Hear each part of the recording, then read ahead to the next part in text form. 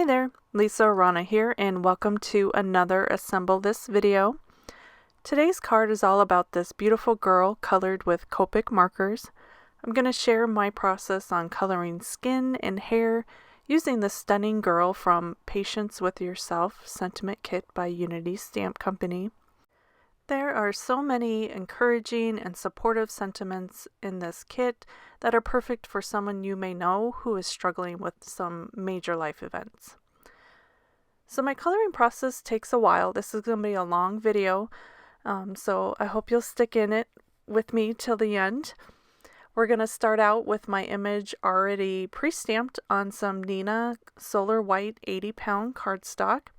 I'm using a Copic friendly ink. This, I believe, is Memento Tuxedo Black. You could also use Gina K Amalgam ink. Those are my two favorites, though I do tend to grab Memento first if I definitely know I'm going to be using Copics. If I'm not 100% sure, then I'll grab Amalgam ink. So I've already done a base layer of the lightest color of her skin. I'm using a range of E colors, E30, E31, and E33. So I just laid down a light layer of that E30, just kind of saturates the paper a little bit and gets ready for blending with the next layer of colors. Then I went around with E31, just around the edges of her face, and then also kind of around the features, just to create some depth. You can already tell that her face is starting to pop out more and not looking so flat just by adding those two colors. Next, I'm going in with the E33, again with a really light hand around where it's going to be darkest on the image, and that's around the hairline and again around the features towards the bottom of the features. So the bottom of the eyebrows, the bottom of the eyes, the bottom around the nostril area. And then I'm just going back in with the E30 and blending that all out. So it's so those layers of Copics will kind of blend together and not look so stark. Last, I'm adding a bit of BV23. A BV color is kind of has a violet tint to it, and it just really mimics a lifelike shadow. So I'm going in at the hairline and just under the chin, just a little bit where the darkest shadow is going to be. And again, it just creates this pop of dimension with the coloring. And then I'm just kind of going back and forth between the middle colors and the light, just kind of blending and just keep adding layers of coloring to add that dimension that I'm looking for. The shadow is what's going to create a more lifelike image, and we just want to do this slowly and in layers and blending out each layer. That way it looks more lifelike and not so stark between all that blending. So I'm just going to speed up the video for the rest of this process. Again, I'm just doing layers of each shadow and blending until I get the dimension that I'm going for. This process took me easily over 3 minutes just to do the face. So you have to take your time with coloring and not feel rushed if you're looking for this type of dimension of Copic coloring. As you can tell, she's already becoming more lifelike just because I keep adding layers of color and dimension. Now I'm going to add just a little bit of R20 to her cheeks, blending it out with E30. Just a hint. I don't want it to be too bright, but I do want that hint of like a blush. And then I'm doing her lips in R24, just doing an all over layer of color. And then I grabbed my E31 and just added a hint of brown to the corners of the lips to deepen them. And then again added another layer of R24. And then last, I'm going around with a little bit of that E33 to add a little bit more depth. And then the E30, I'm running around the entire lips just to kind of clean up the edge of the red. Next, I decided to work on the clothing a little bit. I didn't want it to get lost in the hair, so I'm coloring the shirt in this vibrant turquoise color. I'm using BG05 as the base, and then I'll do the shading with BG07. So I'm just going slowly because I want to make sure I'm doing the shirt and not the hair.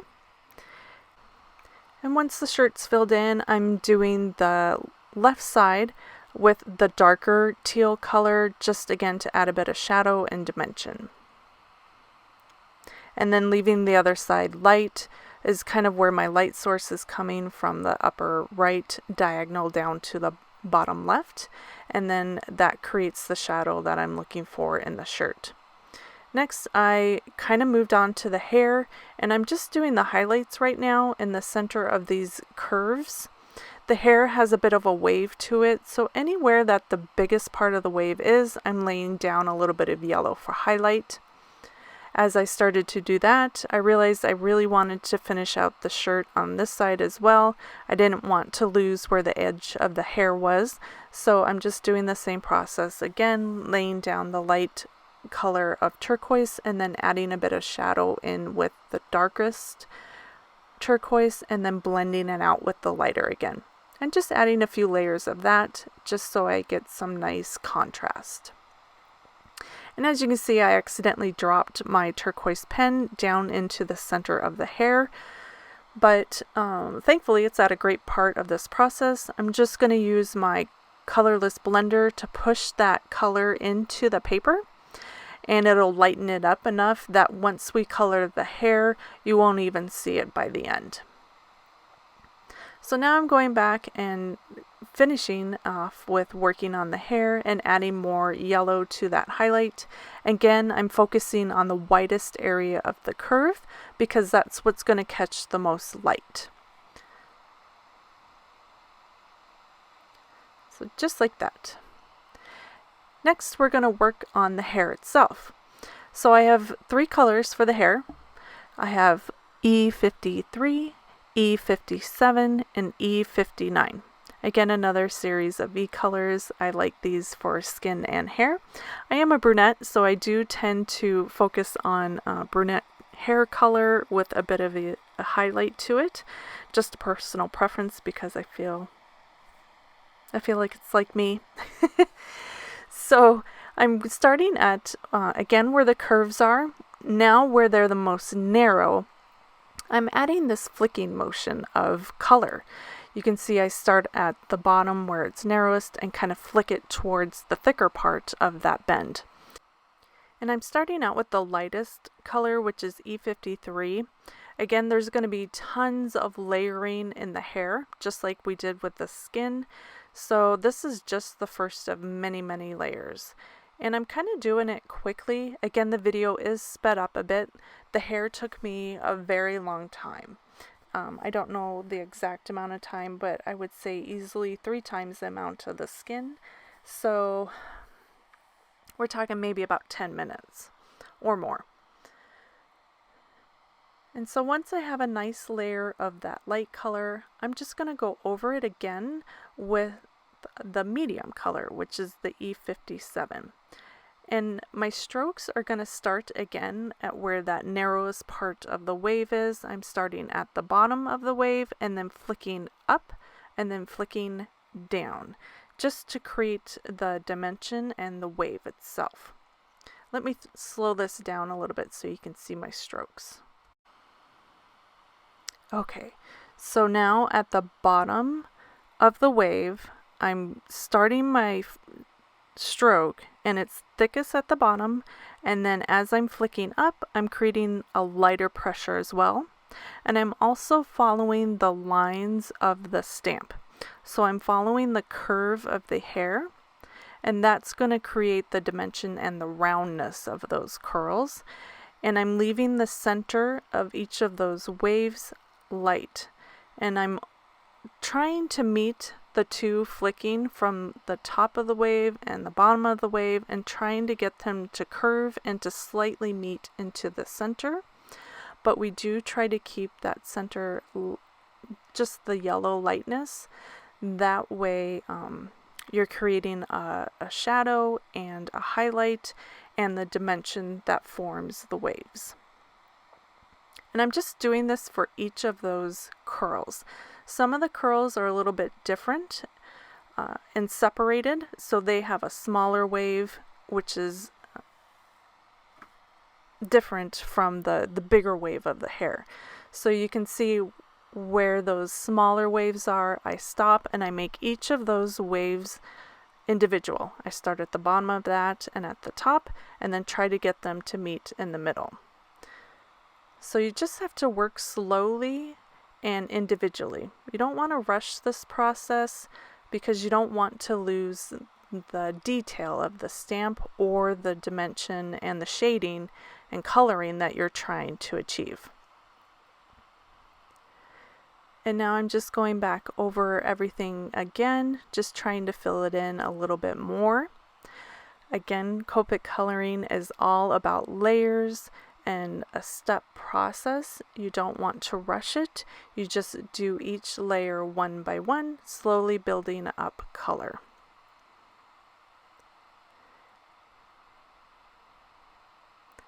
And I'm still using the medium color here, the E57, as I tried to build in that depth of the smallest part of the wave.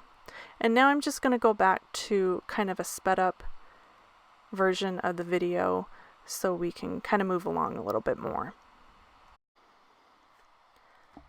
So I'm just going to keep adding and layering over my previous color until I kind of start to fill in that wave a little bit more. So my top color and bottom color are meeting more towards the middle, and we're covering up that highlight just a little bit more.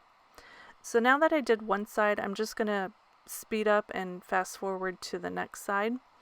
And once I got all that flicking motion done, I'm going back over it with that E53 and just kind of blending everything together so it's a little more smooth, but I don't want to do too much blending where I lose those kind of hair strokes. And then I'm also adding a little bit more of that yellow highlight in. I don't want to lose the highlight, so I want to keep that in the layers as well. And then I noticed that a part of her shirt was over in this corner, so I don't want to lose that, so I'm filling that in with my shirt colors. A little bit of the light and a little bit of shadow. And again, I'm just adding another layer of depth by adding shadow to those other areas as well. The layering is really key to getting the shadows. Once these markers kind of dry and soak into the paper, they change a little bit. So you may notice that after they dry, you have to go back in and maybe add another layer in order to get the contrast that you're looking for. So here I've picked up my E57 marker again, and I'm just going to add another layer of shading, starting at the top of the bend of the wave and moving around that wave and using the lines from the stamp to follow. And we're just doing the same process as before and just creating another layer of depth. As you can see, it's already building so much more lifelike depth of color by going around the second time. So I'm just gonna let this go a little bit, maybe add a little bit of music, and you can watch me filling in this side one more time. Again, it is sped up, so it's a lot faster than I normally would color. So keep that in mind, but just kind of watch how I'm shading and adding my layers and flicking motions of coloring for the hair. I finished with the medium color and I've picked up the darkest color now. And you'll really see a big change in the dimension of the project as I go along now that I'm adding in the stark contrast of the shadow.